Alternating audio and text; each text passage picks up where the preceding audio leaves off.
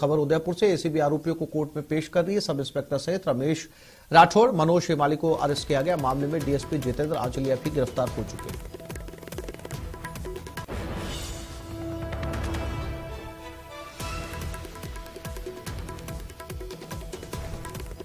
उदयपुर से ये बड़ी खबर, जहां एसीबी की कार्रवाई। एक एनआरआई से जुड़ा मामला है जिसमें कई अधिकारी नप गए हैं। ये बताया जा रहा है कि एनआरआई इसकी जमीन थी उदयपुर के अंदर और उसी जमीन को खरीद और बेचान को लेकर ये पुलिस अधिकारी इस पर दबाव बना रहे थे। ये विदेश से यहां पर आया और इस पूरे दौरान इसने डिप्टी आंचलिया की रिकॉर्डिंग करके एसीबी को सौंपी और उसके बाद ये कार्रवाई शुरू हुई। पूरा मामला जमीन से जुड़ा हुआ है। और कपिल हमारे साथ जुड़ गए, कपिल से बात करते हैं। कपिल, क्या ताजा अपडेट इस पूरे मामले को लेकर?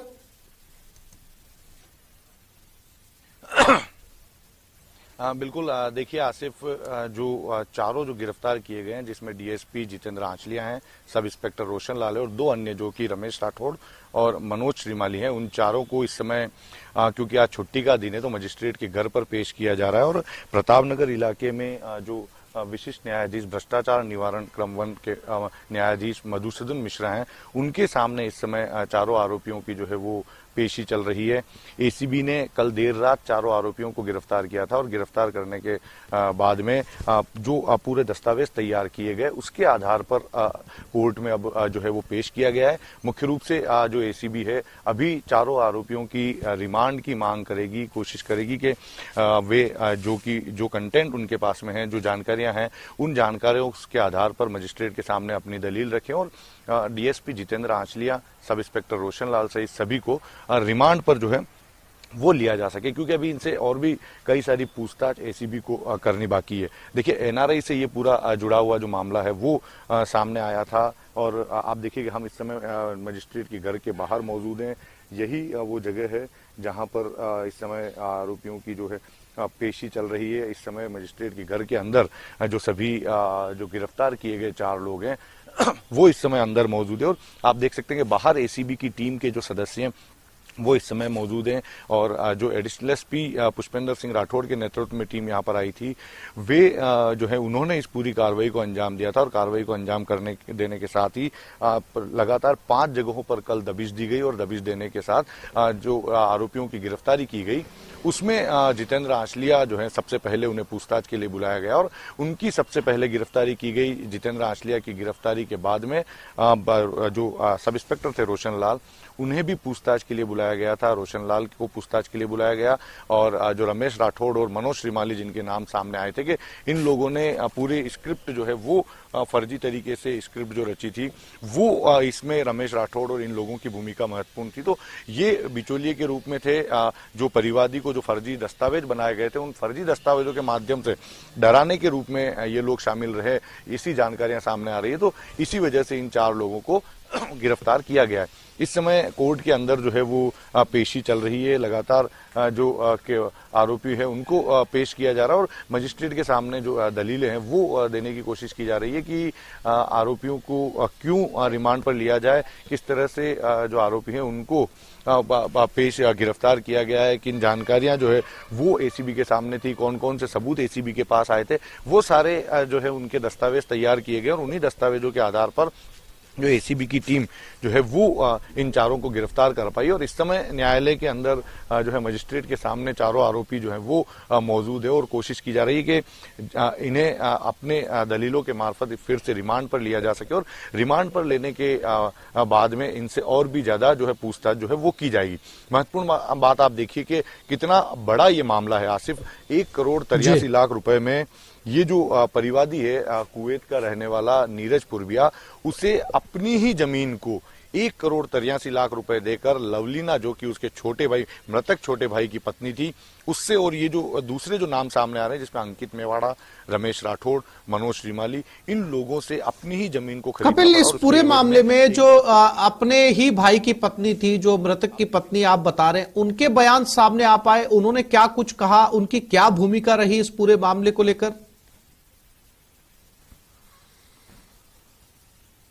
देखिए, जो परिवादी ने जो शिकायत दर्ज कराई थी उसमें परिवादी ने ये बताया था कि 2007 में जो नीरज पुरबिया जो परिवादी है उसने कुवैत से अपने भाई नीलेश पुरबिया को 32,000 स्क्वायर फीट का एक भूखंड जो कि बुवाना इलाके में बेशकीमती भूखंड है, उस भूखंड को खरीदने के लिए रुपए भेजे थे। उसके बाद में तकरीबन 4-5 साल बाद में नीलेश पुरबिया ने अपनी पत्नी को उस भूखंड में, जो कि नीरज पुरबिया द्वारा खरीदाया गया था, उस भूखंड का एक भाग अपनी पत्नी को गिफ्ट डीड कर दिया। और 2019 में जब नीलेश पुरबिया की मौत हो गई, उसके बाद में ये जो पूरा षड्यंत्र है ये शुरू हुआ। कहानी जो है वो तैयार की जाने लगी कि कैसे इस पूरे भूखंड को हथियाया जाए या फिर इसके एवज में एक बड़ी राशि को जो है वो लिया जाए। लवलीना की भूमिका की अगर हम बात करेंगे तो जो परिवादी ने शिकायत दर्ज कराई है उसके आधार पर लवलीना द्वारा मामला दर्ज करा दिया गया कि फर्जी तरीके से उसके जमीन को परिवादी नीरज पुरबिया जो बेचान कर रहा है, और इसका एग्रीमेंट जो है वो थाने में बैठकर जो है वो बनाया गया था। इस पूरे मसले में जितेंद्र आचलिया की भूमिका भी सामने आई थी कि जितेंद्र आचलिया ने जो परिवादी है उसको डराने धमकाने का काम किया था। उसे ये इस तरह से डराने धमकाने की कोशिश की गई कि गैर जमानती धाराओं में उसे जो है वो बंद कर दिया जाएगा, उसका पासपोर्ट जब्त कर दिया जाएगा। कपिल, नजर बनाए रखिएगा, अपडेट आपसे समय समय पर लेते रहेंगे इस पूरे मामले को लेकर। फिलहाल तमाम जानकारी के लिए आपका धन्यवाद। आगे बढ़ते हैं। राष्ट्रीय लोक अदालत का शुभारंभ। साल की पहली राष्ट्रीय लोक अदालत का आयोजन high court acting chief justice MM Srivastava ने शुभारंभ किया। हाईकोर्ट के सभी न्यायाधीश कार्यक्रम में शामिल हुए।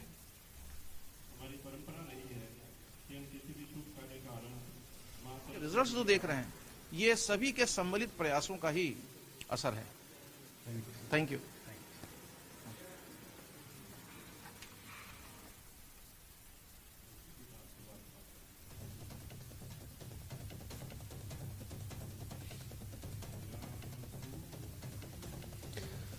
तो शुरुआत हो चुकी है, शुभारंभ हो चुका है। MM श्रीवास्तव ने इसका शुभारंभ किया। हाईकोर्ट एक्टिंग चीफ जस्टिस हैं और प्रदेश भर में लोक अदालतें लगाई जाएंगी। राष्ट्रीय लोक अदालतें हैं जिसमें सभी तरह की सुनवाइयां होंगी और मामले का निपटारा वहीं करने की कोशिश।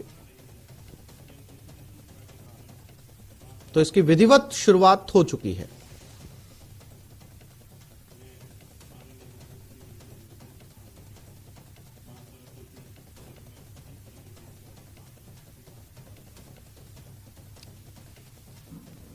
इस साल की ये पहला आयोजन है राष्ट्रीय लोक अदालत का।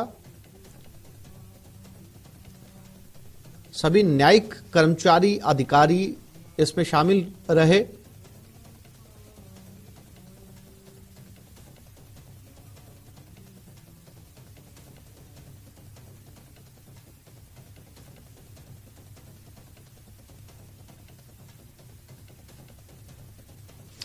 और राकेश शर्मा हमारे साथ जुड़ गए। राकेश, आज से शुभारंभ हो चुका है, MM श्रीवास्तव ने इसकी शुरुआत कर दी है। किस तरीके का यह आयोजन रहने वाला है, क्योंकि प्रदेश भर में सुनवाइयां होंगी?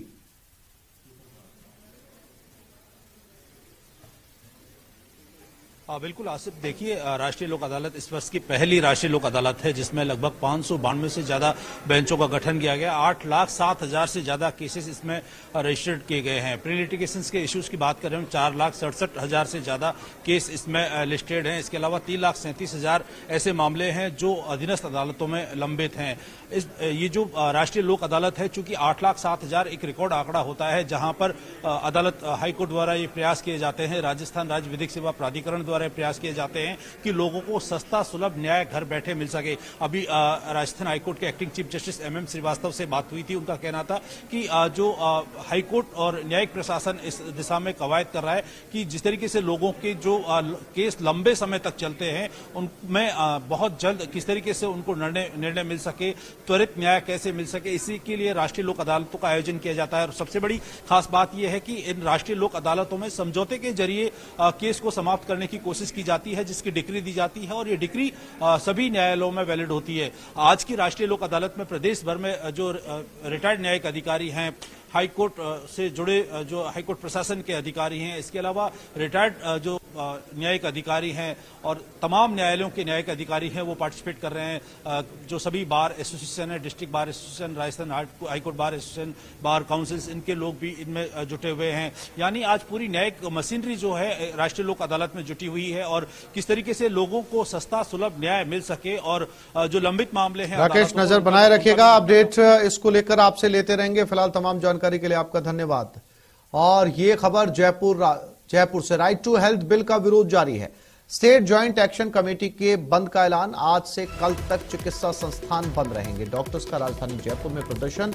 इंडियन फार्मासिस्ट एसोसिएशन ने भी समर्थन दे दिया।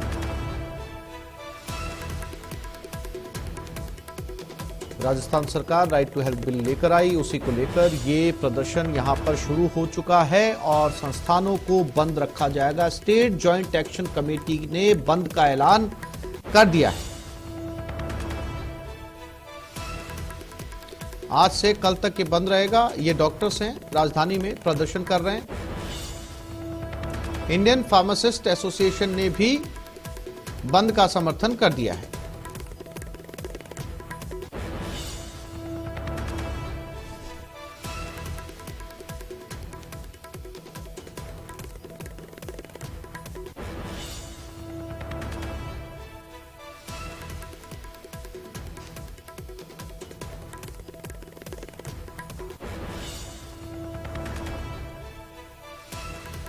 और इसका सीधा असर आम मरीजों के ऊपर नजर आने वाला है, क्योंकि अस्पतालों की लंबी लाइन आप अपनी टेलीविजन स्क्रीन के ऊपर देख सकते हैं, क्योंकि फार्मासिस्ट भी अब इन डॉक्टर्स के साथ बंद में शामिल है और 2 दिन तक पूरी तरीके से बंद रहेगा। अंदाजा लगाया जा सकता है कि मेडिकल में किस तरह के उथल पुथल हो सकते हैं, कितने नुकसान, कितनी मरीजों को इसका खामियाजा भुगतना पड़ सकता है, क्योंकि ये विरोध है राइट टू हेल्थ बिल के खिलाफ। राजस्थान सरकार राइट टू हेल्थ बिल लेकर आई है और राकेश हमारे साथ जुड़ गए, उनसे बात करते हैं। राकेश, आज से 2 दिन बंद का ऐलान कर दिया गया और इसका सीधा असर मरीजों के ऊपर नजर आने वाला है। क्या कहीं कोई बातचीत की गुंजाइश बनती हुई नजर आ रही है? सिर्फ देखिए, जो सुबह 8 बजे से बंद का आह्वान था वो शुरू हो गया है और जो चिकित्सक संघ हैं और निजी चिकित्सालयों के जो पदाधिकारी हैं वो आज अपनी मांगों के समर्थन में एक रैली निकाल रहे हैं। विशाल रैली ये निकाली जा रही है, क्योंकि राइट टू हेल्थ बिल को लेकर के निजी चिकित्सालयों और उनसे जुड़े लोगों का लगातार विरोध है। और इस मामले में आज प्रवर समिति की बैठक भी है। प्रवर समिति की बैठक में जो चिकित्सक संघ का एक दल है वो भी इसमें पार्टिसिपेट करेगा और अपनी समस्याओं से सरकार को अवगत कराएगा। इसमें सबसे बड़ी बात यह है कि कुछ टेक्निकल इश्यूज हैं जिन पर निजी चिकित्सालय इस राइट टू हेल्थ बिल का विरोध कर रहे हैं। हालांकि सरकार की मंशा साफ है कि इमरजेंसी सेवाओं में यदि कोई दुर्घटना घटती है या ऐसी आपातकालीन स्थिति आती है, वहां पर निजी चिकित्सालयों को जो अपना व्यवसाय छोड़ करके आम आदमी को उसकी जान बचाना बेहद जरूरी है, उसको चिकित्सा सुविधाएं देना बहुत जरूरी है। वहाँ जो पैसे की महत्वता है वो कम हो, चूंकि सरकार के द्वारा ऐसी सेवाओं का भुगतान किए जाने का प्रावधान भी उसमें बताया गया है। लेकिन इसमें कुछ तकनीकी खामियां जो है निजी चिकित्सालयों द्वारा बताई जा रही है। तो ये किस तरह की समस्याएं, इन मामलों को लेकर के आज बैठक होगी और इस बैठक में समाधान निकलता है या नहीं निकलता है। पहले जो विरोध था वो ये था कि इमरजेंसी की व्याख्या की जाए, क्योंकि इमरजेंसी में आने वाले मरीजों को ये पूरी तरीके से अस्पताल को सेवाएं देनी होगी। और फिर प्राइवेट डॉक्टर्स ने कहा था कि इमरजेंसी की डेफिनेशन क्या है, लेकिन अब तो पूरी तरीके से इस बिल का विरोध किया जा रहा है। बिल्कुल, देखिए आसिफ, आपने सही कहा कि इमरजेंसी की डेफिनेशन क्या है। अगर ये सवाल डॉक्टर पूछते हैं तो ये निश्चित ही डॉक्टरों की कार्यप्रणाली पर ही सवाल खड़े करता है। इमरजेंसी सेवाएं होती हैं किसी भी मरीज के ऐसी स्थिति में अस्पताल पहुंचना, चूंकि इनकी खुद की आपातकालीन इकाइयां होती हैं और आपातकालीन इकाइयों में खुद डॉक्टर मरीजों को भर्ती करते हैं। फिर वही डॉक्टर जो अब तक मरीजों को आपातकालीन सेवाओं में मानते रहे और उनको भर्ती करते रहे, और वो आपातकालीन सेवाएं की अगर परिभाषा पूछे तो ये सवाल डॉक्टरों के ऊपर खड़ा होता है। अब चूंकि सरकार इस मामले में बैठकर के दिशा निर्देश दे सकती है कि आपातकालीन सेवाओं की एक डेफिनेशन क्या हो, कौन कौन सी सेवाएं आपातकालीन सेवाओं में शामिल की जाएंगी, किस तरीके से उनका भुगतान का एक जो प्रक्रिया रहेगी। जहां तक निजी चिकित्सालयों का मामला है, सरकार ने पहले भी जांच करवाई है और जांच में जैसे हार्ट के ऑपरेशन से संबंधित थी तो निजी चिकित्सालयों द्वारा बड़ी मात्रा में लूट सामने आई थी। इसके बाद प्रधानमंत्री नरेंद्र मोदी ने खुद जो हार्ट के ऑपरेशन के लिए चाहे स्टंट की बात हो या एक कीमतें निर्धारित की थी, लेकिन वहां भी निजी चिकित्सालयों द्वारा मरीज और उनके परिजनों के द्वारा भारी भरकम बिल वसूलने के मामले सामने आए थे। दूसरी ऐसी जो गंभीर बीमारियां हैं जहां पर बड़ा खर्च होता है, ऐसी जो सरकारों द्वारा जो जांच रिपोर्ट करवाई है उसमें सामने आया है कि निजी चिकित्सालयों द्वारा लगातार बड़े पैमाने पर मरीज और उनके परिजनों से पैसा वसूला जा रहा है। तो इस वसूली पर किस तरीके से रोक लगे, किस तरीके से एक सही जो चिकित्सा सुविधा उपलब्ध हो पाए और उसका सही खर्च मरीज और उनके परिजन कर सके, ऐसी व्यवस्था करने की कवायद सरकार द्वारा की जा रही है।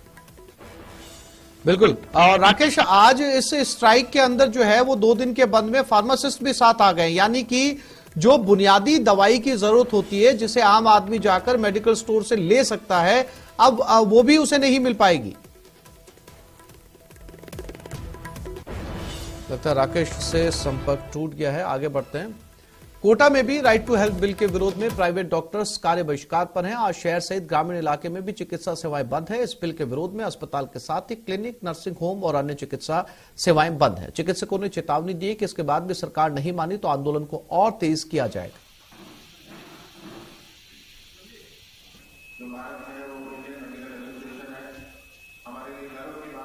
ये बिल किसी भी तरीके